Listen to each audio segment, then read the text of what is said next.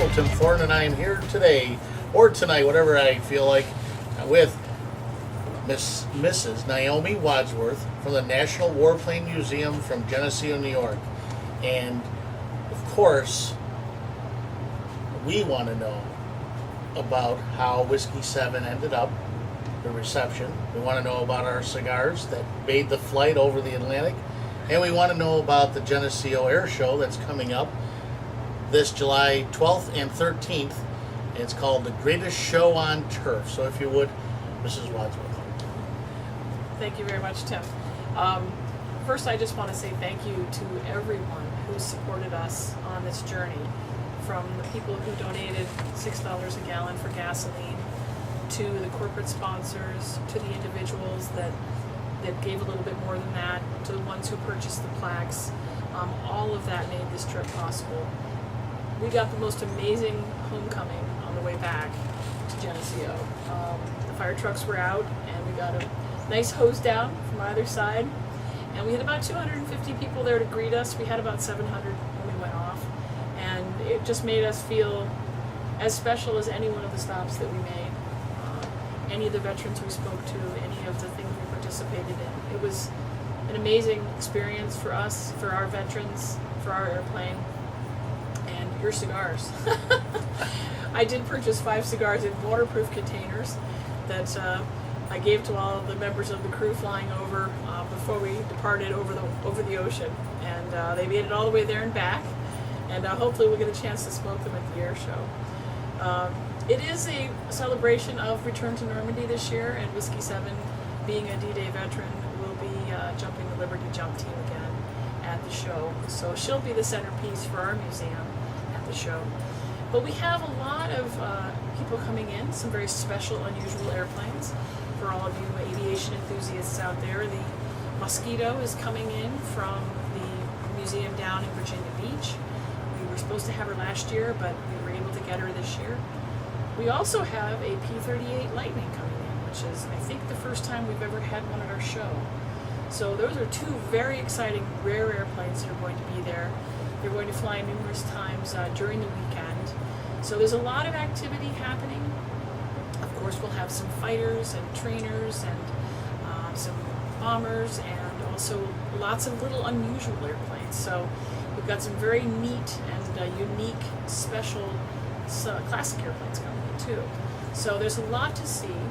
It's a big year, as I said, for the return to Normandy, for the D-Day invasion, and we're having a lot of reenactors coming in. There'll be a lot of really unusual, unique military vehicle on the ground. So you'll see some really neat things. It's an event that you can spend the whole day at, the whole weekend at. Bring your family, bring a cooler, bring a chair, bring an umbrella in case it rains. And just sit and relax in the nice grass. It's nice and cool there, whereas at a regular airport you have all that tarmac, so it gets really hot. It's a lovely weekend, a lovely day out with the family. That's good, and you've got that tram that picks people up. That was very cool. What is the deal on it? It was like old-fashioned chair, or almost like they took something out of an amusement park and made chairs or seats out of that. It was good because it was hot last year, and we got the free ride in. And then there was lots of vendors, lots of food, and like you said, the reenactors were there. They had this amazing motor pool setup, and then one of the trucks really did break down.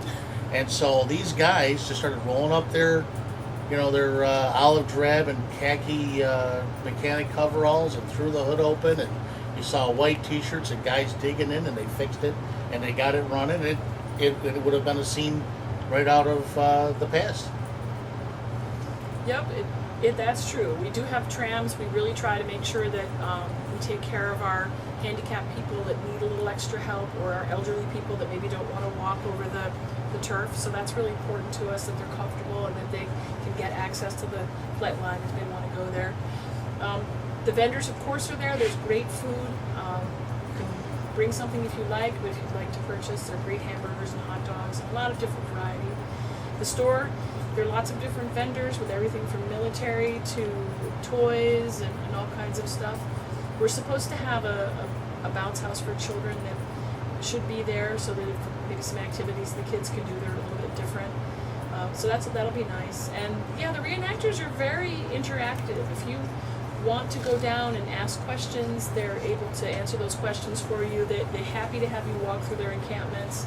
They do have breakdowns. They do act as though they're really literally there doing the job. So they'll have meals there, they have a kitchen, have all kinds of things set up. So it's really a unique experience to see them. So there's a lot of variety, and I really encourage you to just, if you haven't come out to the show, come out. It's a different kind of a feeling. It's almost like you would have if you were going to an old style farm day or something. It's just airplanes instead of tractors. So there's going to be a couple of different car parades. There's a car show there with vintage, beautiful American and foreign cars, as well as we'll have a military parade too during the day. So as activities change and things happen, we'll have a parade of cars. So you can go and look at them if you want to, or just sit down and watch them drive by. So it should be a lot of activity, a lot of variety. That's great. I had a great time last year. I got to tell this quick story. When the Liberty Jump team was flying over, but I don't know anything. I don't know their name. It's my first time walking through it. And I saw these, things coming out of the plane, and I said, oh, how cute. They're doing that John Wayne thing where they throw the little fake toy paratroopers out. I took a couple more steps, and one of them landed right next to me. I almost jumped out of my socks. Couldn't believe it. Of course, it was a big guy too. I'm going, they are real. So much for what I know about paratroopers, but it's a great time. And like you said, it's a family day, and this is the Geneseo Airshow, the greatest show on turf, July 12th and 13th. And of course, they're going to celebrate the return of Whiskey 7. And this has been Naomi Wadsworth. And do you have want to tell them where the website is? Yeah. I just want to let them know that the nationalwarplanemuseum.org, and that's all the information that you need available. We will be accepting transient aircraft, so if you want to fly into the air show and spend the day before 9 o'clock and after 5 o'clock, you got to be in, landed, tied down before 9 o'clock, and you can leave after 5. So if you want to fly your family in your airplane, we are encouraging people who are pilots, who do have airplanes, to please attend the show this year. We like to support local aviation. I think that's a really good way to do it. So nationalwarplanemuseum.org, and if you have an airplane and you want to be part of the air show, again, the registration form is online. You just need to send that to the address, and we'll take care of it. That's awesome. It's quite a totally different event, especially the way you're bringing it out and getting involved.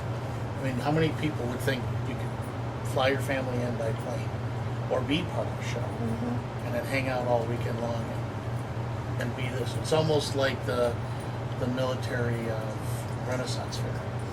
Yeah, it is a little bit that way. We're a different show. We're 90% actually vintage aviation. A lot of shows you see a lot of jets. We do have a jet coming, but we're basically a World War II show, and the field, of course, is all grass, and it's very serene and very beautiful. So it's a unique, different kind of air show experience. That's awesome. Thank you very much. That was Naomi Wadsworth, Geneseo Air Show, and it's July 12th and 13th.